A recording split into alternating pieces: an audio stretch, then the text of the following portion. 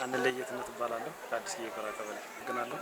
ካርታን በተመለከተ እንደኛ ቀበሌ ግብሩን ለመንግስት በአግባቡ ለመክፈል የሚያገለግልና የእያንዳንዱ አርሶ አደር ማሳውን የሚለይበት ደብተሩ እንኳን ቢጠፋ ከወረዳም ከወረዳ እስከ ዞን ድረስ በኮምፒውተር ላይ አስበርብሮ የመሬት ባለቤቱን የሚያወጣበት አገልግሎት እየሰጠ ስለሆነ በጣም አገልግሎናል፣ ተጠቅመናል።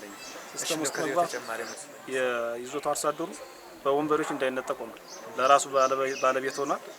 ብሎም የወል መሬትንና የጤጣ መሬትን የመለየት ስራ በጣም ያገለግላል። ባለ ይዞታዎች የራሳቸውን መሬት ለይተው እንደገና ሁለተኛም ደግሞ ወል መሬት ለመለየት በቀላሉ ሴብ ተደርጎ ስለተያዘ በዚያ እየተለየ እያገለገለን ያለና የራሱና የወል መሬት መለያም ሆኖ አገልግሎናል።